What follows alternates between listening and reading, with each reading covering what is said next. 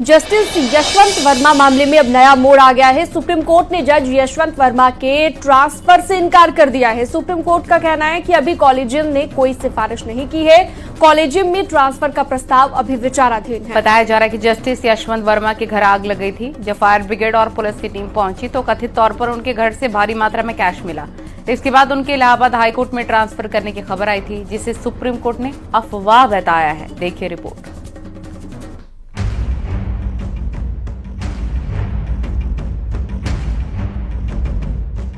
Delhi high court के जज justice Yashwant Verma चर्चा में हैं। वजह उनका कोई अनोखा फैसला नहीं, कथित तौर पर उनके घर से मिला कैश है। बताया जा रहा है कि जस्टिस यशवंत वर्मा के घर आग लगी थी। जब फायर ब्रिगेड और पुलिस की टीम आग बुझाने पहुंची तो उनके घर से भारी मात्रा में कैश मिला। आग लगने की घटना 14 मार्च की है। जिस वक्त आग लगी उस वक्त जस्टिस यशवंत वर्मा शहर से बाहर थे। इसके बाद ये खबर आई कि एससी कॉलेजियम ने जस्टिस यशवंत वर्मा का इलाहाबाद हाई कोर्ट में ट्रांसफर कर दिया, लेकिन सुप्रीम कोर्ट ने इस खबर को अफवाह बताया। सुप्रीम कोर्ट ने कहा है कि अभी कॉलेजियम ने कोई सिफारिश नहीं की है। हालांकि इससे पहले जब जस्टिस यशवंत वर्मा के ट्रांसफर की खबर आई तो Allahabad high court bar association ने ऐतराज जताया। इस मामले पर राजनीतिक दलों ने भी नाराजगी जताई है। जज के घर पे 15 करोड़ रुपया कैश मिल रहा है, उसको घर वापसी का इनाम दिया जा रहा है। क्या हाईकोर्ट, इलाहाबाद हाईकोर्ट क्या डस्टबिन है, कचरा बिन है? करप्शन के खिलाफ हाईकोर्ट बार बिल्कुल स्ट्रांग फुटिंग पे खड़ा है।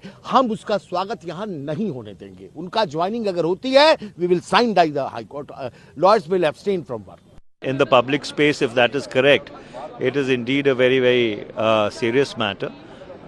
The report suggests that the Supreme Court Collegium has taken cognizance of it, and if so, we should wait for what the Supreme Court Collegium finally decides about this matter.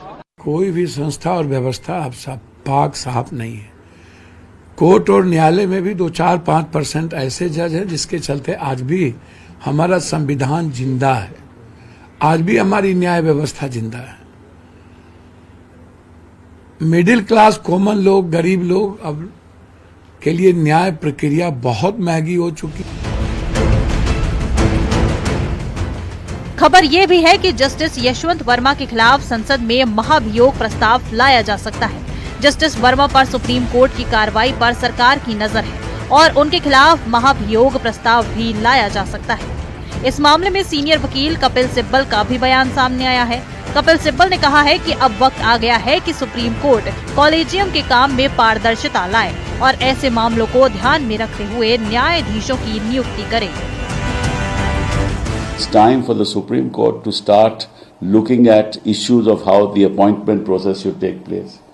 That it should be more transparent, appointments should be more carefully done. There's another judge of the Allahabad High Court, as you know, against whom the collegium called him for an explanation, and he chose not to respond to their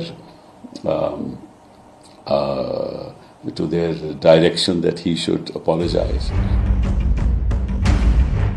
justice Yashwant Verma के घर मिले cash का मुद्दा संसद में भी उठा। कांग्रेस सांसद जयराम रमेश ने इस मामले पर राज्यसभा में चर्चा कराने की मांग की, जिसके बाद राज्यसभा के सभापति जगदीप धनखड़ ने भी इस मामले पर हैरानी जताई।